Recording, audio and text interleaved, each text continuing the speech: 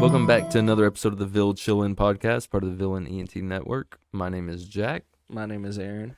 And just a reminder, we are on all major podcast services from Spotify to Apple, Google to Stitcher, and iHeartRadio. Give us a follow there and or rating, as it all helps. Don't forget to also subscribe to our other Villain ENT channels, Ville Grillin' and Ville Gaming. And join the Discord, of course. Ville Gaming, you've been on there here lately, right, Aaron? A little bit. Trying to do some more. Played a little Need for Speed. Been playing more Cyberpunk lately, and I haven't decided whether that's stream friendly or not. But Nice. we'll get there. Definitely trying to do some more. So today we're gonna be talking about real Louisville haunts, right? So another part of our Halloween series, I guess, but less focused on community events and I guess a little more historical this time around. And a quick disclaimer, some of these stories, I don't necessarily want to say graphic in nature, but it's some uncomfortable topics. So while normally we keep our show pretty G-rated, very family friendly, just know, I guess, use your best judgment. Might want to listen to it before allowing kids. It's stories about hauntings, which can have some weird history sometimes. So Definitely. just put that out there before we get started. So I guess we'll go ahead and jump into them now. Let's go. Let's go. All right, so the first one here that I have queued up, and it's based on an article from last year. It's Third Turn Brewing in J-Town. So a common theme throughout this episode is one of us or both of us have been to a lot of these places, but I never knew this when I was living in J-Town. I kind of wish I did, because I lived right next to the heart of J-Town where Third Turn Brewing is located in the Gaslight District. So the story is, when the previous tenants left, it was the Moose Lodge. And when they left and sold the building to the current owner, they left a message on the wall. It said, "I will miss the Moose Lodge. Little girl, be nice to the new owners. Don't scare them." So That is creepy. yeah, I would already start to question my decision on buying this building. And we're like one sentence into the story. So soon after moving in, the owner and his staff started noticing some unexplained occurrences, such as voices in the upstairs, even when all of the staff was downstairs, and like they didn't allow customers upstairs, so there's no reason for voices upstairs. And when they would go up to check, they would notice unexplained like cold spots, hear little voices and window tappings, and even feel like small shirt tugs. So yeah, pretty creepy. I would definitely be creeped out if I experienced that. And you said you've been there before, right? Or I you haven't was been next to there. it? I can't tell you how many times I walked past it, though, because when my daughter was born, we were living there. Like, we were taking numerous walks around that whole area when her mom was pregnant with her. And then, taking the dog for walks. Like, we were right there. We just walked. We lived in the apartment, so we would just walk up the sidewalk and walk past it all the time. All the time. Not even knowing. Not even knowing. Never went in, though. Good call. But they actually had paranormal investigators take a look and explore the history of the building. And what they found is that when the building was originally being built as a church back in 1878, the mason's daughter was like on property while it was being built, and a brick fell and hit her in the head during construction, and she passed away. So, yeah. Again, I don't know. Yeah, and that was a long time ago, and so of course that's a lot of what you see with these hauntings, is that it's an old story and Historical buildings and things like that have. And yeah, it is just crazy to think that I walked past that building so much, and I don't know. I never felt any shirt tugs, so I think I'm safe. Kept it walking. Oh, of course. Of course. So the next one on here that I wanted to talk about was let's see, the Metas. Metas is a cocktail bar downtown. And so when the owner moved into the building, which used to be a strip club, Nice. I mean, they have their purpose, right? Right. When weird things began to happen around the club, like soon after moving in. As an example, the article states that some keys would go missing and he would find them in a random part of the building where he hadn't been. And so when he decided to ask one of his customers who used to work in the club if they noticed anything weird, she responded by just saying, "Oh yeah, that's just Paula." So it's a known thing apparently. And the story is Paula is the ghost of a woman who protected like the women working at the club, and that she was killed there when the building was a burlesque club long ago. And so she's just been there, I guess, protecting the women. Nice. Yeah. I mean, somebody has to, right? The woman also stated that when a man was getting aggressive towards her, a mirror behind her just split, like for no apparent reason, and the dude ended up running out. Which, It's I mean, cheaper than that's a bouncer. yeah, exactly. That's Paula's doing her job, Right. So it looks like Paula was definitely looking out. The owner of Metas stated that it's like a roommate, you know, sometimes they just get in the fridge and eat your leftovers. Like they don't do anything to anybody. They're not hurting anybody. But just a little bit annoying sometimes when they start moving keys around for no reason. So that's pretty cool though. Somebody's got to look out. So we've switched over to a new article. These links are in the video description just so everyone knows where we got our information. And I did do some extra digging around them for like verification on some other sites. Next Doing your up, research. a little, I mean, got to do a little bit. Right.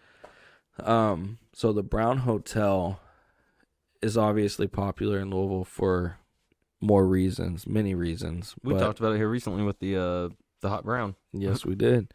And it's just known to be a very elegant hotel in Louisville, you know, nice place.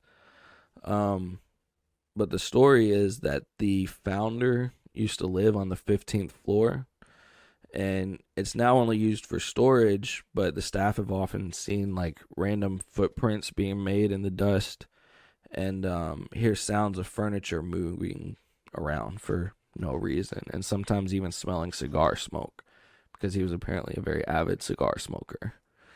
And the elevators even reportedly to just go to the 15th floor for no reason. So, What's happened there too at the Brown Hotel? So. Oh yeah, I mean it's been around for a long time. So, I mean, just avoid the 15th floor if you're ever there, and it sounds like you're safe. The next one is the Louisville Palace, which we have also, I think, mentioned. Talked about them too. Yeah. Yep. And it is a really awesome place, but it's been around for a long time as well. So naturally, there's some history to go along with it. There's numerous ghosts reported to haunt the theater. The palace opened in 1928, and it's reported that the ghostly image of a man in 1930s garb frequents the balcony. And there's a faceless woman who frequents the mezzanine lobby staircase wearing like 1940s attire. Even a former employee is seen sometimes in the projection room who reportedly either died from a heart attack or a bad fall down a backstage staircase. So that's pretty freaky. And we've talked about it, like it's a nice venue. It's a really sometimes you'll go there and you do get goosebumps from the performances and stuff, but you never think about like the history and stuff. Yeah. Like that's I'm gonna start checking all the dark corners in extra time if I'm ever there again. Because even some of the maintenance workers have reported hearing voices in what should be an empty theater, and like their tools just move for no reason. The ladies' parlor restroom is said to also be haunted by a young child who just giggles and slams doors. So, just an extra thing to think about whenever you're at the palace. The next one is the Bell of Louisville. Have you ever been on the Bell? I have not. We always learned about it, back in back in school, but never been on it. I've always seen it, but never been. Have you been? I have. I went once that I can recall. When I worked at Chick-fil-A, the owner sent us all, or got basically just had a little work event. Got us all tickets onto the Bell. Nice. So it was pretty cool. Like a little field trip there. Basically, yeah, through Nice. work. But it was a good time. I mean, they have food and drinks and stuff. I didn't really get anything. I just kind of sat on the outside and enjoyed the breeze. It was a nice fall day, if I remember correctly. Fall or spring, I don't know. It was beautiful It was a nice weather. day either way. That's all I remember. But it was a good time. And if I knew this stuff about it, Maybe not so much. I might have at least questioned myself. I would have looked a little closer to some going-ons. So the story is Captain Ben Winters died on the steamboat from a heart attack, and 2 additional crew have suffered deaths on the steamboat over the years as well. Now, of course, it's old as well. It's got a lot of history. But anytime somebody dies on something like that or at work, I guess they're just not too happy about it, and they come back and let you know. Because some employees have reported cold spots on the upper deck and like different ghostly figures exploring the deck and halls in the early morning. One man even witnessed a clear image of Captain Winters while working in the wheelhouse. So, yeah. Don't feel like the same Bella Louisville you went on. Yeah, I was never in the captain's quarters, and now if I ever had the chance, I might question it. I might be like, wait a minute. You're trying to trick me. You're not feeding me to that ghost. And the next one, the last one from this article, is the First Church of Christ scientist. So when I was reading into this one, it hit me different than some of these other stories. Because, I mean, they can see me, and like I scrolled through these articles for different ones that just kind of interested me, my history in Louisville, and I read through them all, and this one, it just hit different.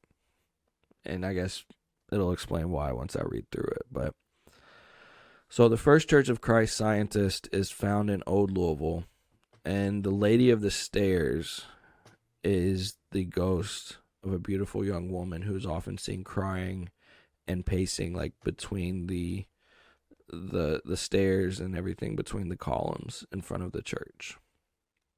It's said to be the spirit of Miss G, who was a member of a prominent family, the Guthright family back then, who lived in the neighborhood in the early 1900s.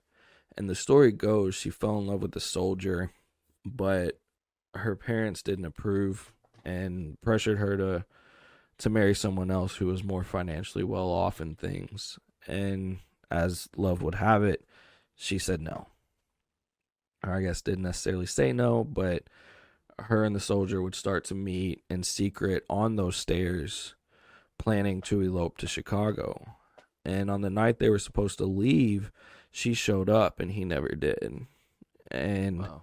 So she's left heartbroken, lonely, scared in the cold, and waited like all night and ended up catching the flu and passing away from the flu.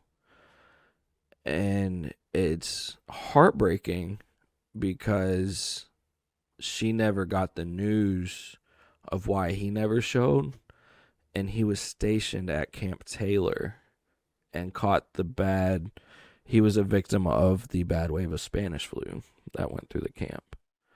And so she was out waiting all night, and it said that she's still there. Her image is still there waiting for him to this day, Wow, they both passed pretty much the same thing and couldn't get their same reason. Yeah, it's the exact same reason. And Not knowing. it's just, yeah, and not knowing, him probably feeling guilty that he couldn't tell her, and then her just wondering like what happened, it's terrible. So that's why that one hit a little different. There's a real story with real names attached to it, not just there's a ghost here, there's a ghost there. It's like, man, that one pulls on the heartstrings a little bit. Definitely. And then moving on to our last little segment, or at least our last article. We got a couple places from this one to talk about.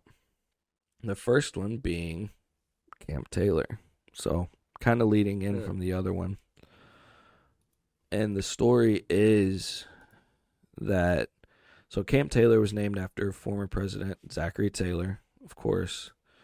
And it was located about 6 miles southeast of Louisville. And of course, when you think that, you got to think at the time, downtown Louisville was Louisville. Things weren't metro as we know them today. The military camp was established in 1917 and was the largest camp in the world for U.S. soldiers, where soldiers were trained for deployment to Europe for World War I.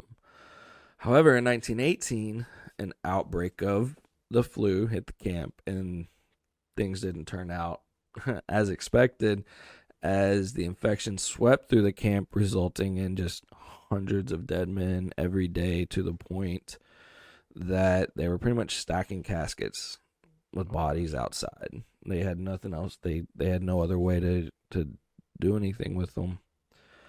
And after the war, the neighborhoods that kind of sprang up in the area reported like hearing ghostly armies or seeing ghostly armies marching, and sounds of cannon fire and gunfire and things like that.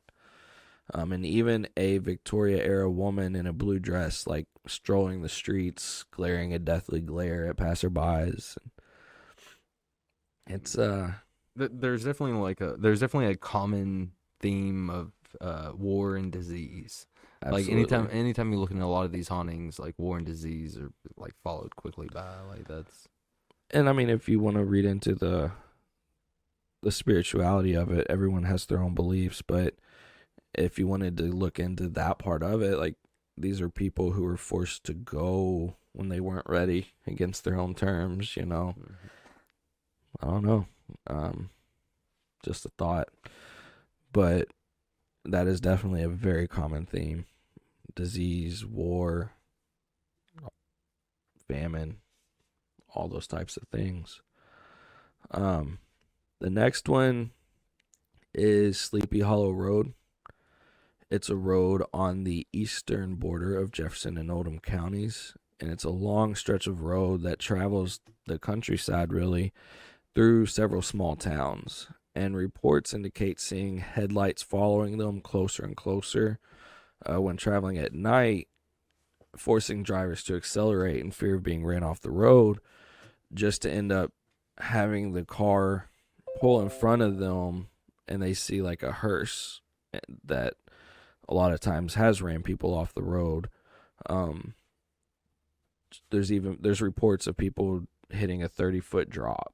Oh gosh. Due to these types of reports, and it's a common theme, people seeing a hearse pulling out in front of them. And another part of the Sleepy Hollow Road, and this one's terrible, I will definitely give it another disclaimer here. There is a crybaby bridge along Sleepy Hollow Road, and the legend there is women who had unwanted or diseased children would take them to the bridge and leave them in the creek, basically.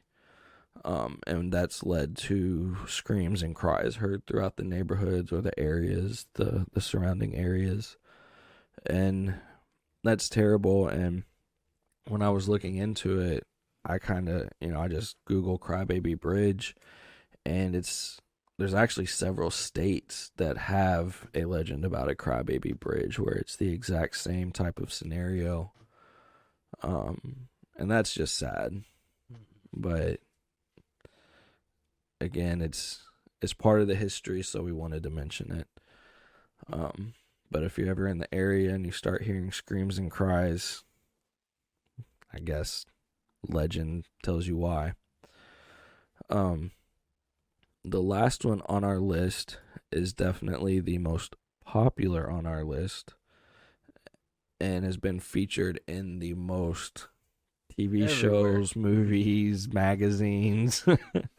Waverly Hills, of course. And just to name a few, Waverly Hills has been featured on Sci-Fi's Ghost Hunters, ABC Fox's Scariest Places on Earth, Ghost Adventures on the Travel Channel, and many more. It's just known to be one of the most haunted places on Earth.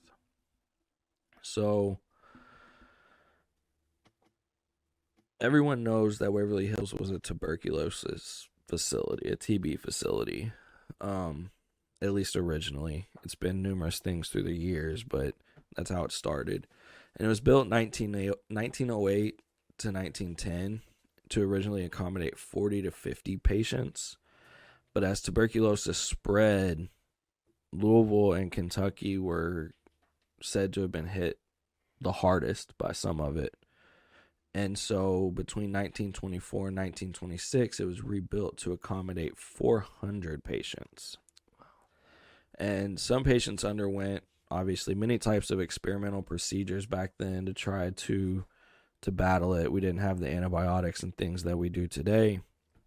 But one of the operations at the time was to, like, remove ribs from patients to, like, deflate the lung and give it time to rest.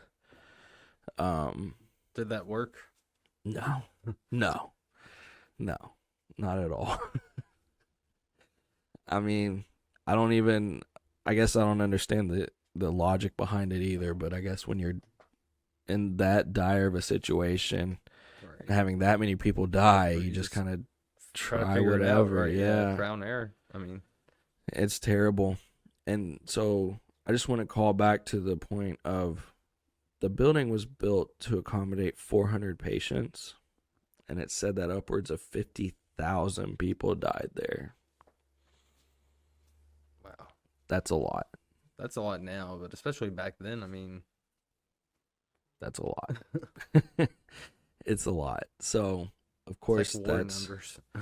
yeah, and of course that's patients, doctors, nurses, everyone was catching it then, and especially working around it every day. How do you not, It's got to be depressing. You see that every day and just people just dropping over. Well, and speaking of depressing, that's the whole reason for the body chute or the tunnel built underground. They literally built a special tunnel to transport the dead bodies so that other patients wouldn't have to see it. It's a 537-foot long tunnel, just to make sure that patients don't have to witness the deceased and the dead bodies and have that weighing on their mind. But there was nothing there to stop the doctors and nurses from seeing it and experiencing it. So, and of course the patients knew too. They saw new faces every day and old faces disappearing. So very sadly, it wasn't just due to disease, but suicide and things were a common thing then, and it's just 50,000 deaths for just numerous reasons, and that's just crazy. It was so bad that they pretty much had their own community built in the area. Like, they were growing their own gardens, raising their own livestock for butchering and things like that, just so that Separate try to themselves almost like a make it leper, normal. almost like a leper colony. I mean, it was wild. And so with all of that, over the decades, there have been many reports of ghostly activity, from voices in empty rooms, ghostly figures roaming the halls, even little Timmy, who's well known to just be looking for somebody to play with. And so the story with that is tour groups will roll a ball down the hall and he'll roll it back. Yeah, of course. He just wants to play. Unexplained scents have been smelled, and sightings of, like, again, nurses wandering the corridors, and just a lot of ghostly activity. which of course lends itself to its featuring on all of the major Everywhere. shows. Yeah, exactly. And if you see pictures of it, it's pretty crazy too. Like, you can almost understand how it would be haunted. It looks haunted. That's one picture of, I guess, one of the buildings. And I mean, there's plenty of pictures of Waverly out there. And I think one reason it lends itself to such a large attraction is its size. You know what I mean? Well, and they had to extend it because of so many people that died there. They had to extend it and keep building onto it, and like that is why it's so big. And like you said with the shoots, it definitely has that creepy aesthetic. Absolutely, yes. I guess that's the best picture of the whole facility, and that's old, but yeah, I mean I've never even been there, but I don't know if I would really want to. But I can definitely understand why it's so popular as a haunting place. Definitely, they still have you can go there and have the ghost tours and stuff, and get the history behind it and things like that. Get like a firsthand experience. That's what's up. So, I think that's all we had planned for today. I guess with that, as always, be blessed. Bless someone around you. Enjoy your spooky Halloween season if you're watching this at that time.